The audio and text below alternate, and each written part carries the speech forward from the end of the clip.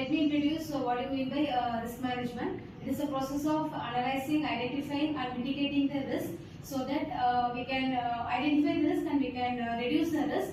We can also improve the project quality. So if we consider the risk, it may be of a technical risk, project or business risk. So let us discuss about the risk management in DD base. So we can start the discussions. Yes, Sanya, you can start. Now I am going to tell you about the problem statement. Actually, the problem statement of risk management is nowadays many projects in software are becoming failure due to the risk of unavailable developers and unavailable requirements, and there is no proper requirements for a project, and also the time schedule delays and cost overruns. The main problem is the problem of software failures have not a proper reason. It will depends upon customer mindset and proper expectations and time delay. So the main problem statement is we need to develop a solution based on the software. So that's why risk management can be solved. Okay. Next, who is going to empathize? I'm going to empathize. In this stage, we want to understand the situation from different people's perspectives. So many project managers face problems. So many project manager wants to deliver the project within a time and within a budget. So every developer face a problem in a technical way. So by understanding this, risk management is more important. Okay, next, define. So next stage is define. So after understanding the problem and empathy, the user can understand what the problem is, and they can clearly define it. So the main problem is that many software do not have any proper and structured risk management process. Due to this, the risk occurs. Next, and there are also risks that are identical, and also they are identified very late or they are completely ignored. So due to this, risks are arised. Next, then when risks are not properly identified, so it will be they can be leading to higher cost, and it can lead to physical damages too. And these issues affect both the development team and also the client. So due to this, we will be facing many problems. So the users define these as a main problem for risk management. Next.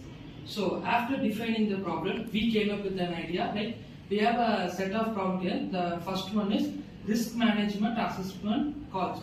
So it's like if we have some problems in software, then we will make an assessment and ask what are the problems they are facing, and we can require a solution. Second one is risk management register. It's like we can't attend all the time meeting. So if you have a register means whenever what are the types of error we can register it, and we can process it for the next solution. It may help in future also. The data we have, all the risk management data, it can easily solve when the next problem occurs. We can use this information to solve the problem.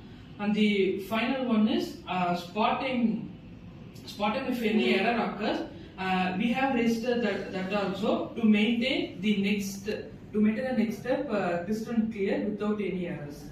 Okay, so for Saranya, she told about the problem statement. Then Pranita, she told about how we can empathize the thing, and the problem is defined. And then in case we told about the prototype. Next, Melissa, you can continue. Okay, let me tell about the last two stages, that is prototype and test.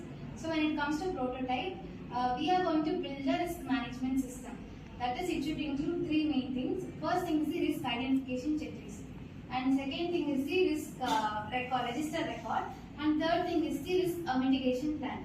So these three things should be included in the prototype. So for example, as Sandhya said, the problem as software. So let us assume that a set of developers are working in a software company where they are asked to use a new framework. So when it comes to that, some people are not familiar with, some developers are not familiar with that framework. So in that case, they will get many errors in the code. So due to this, software will get some risk, and nobody can stop them. So in this case, we can apply these three things as to reduce the risk. So first thing is the, as I said, risk identification checklist, where they can check all the like that. The main thing is they don't know, they're not familiar with the framework, so that is the main thing. First thing.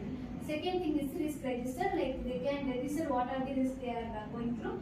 And the last thing is the mitigation plan, where as we assume this example, like for that example, we can give the mitigation plan as taking some training with that framework and then coming up with the new solution and mitigating the risk.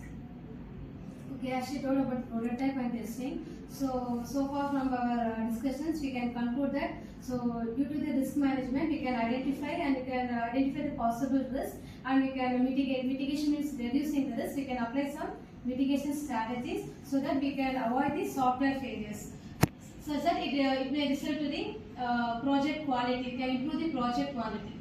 Yes. Okay. Thank you all. Thank you.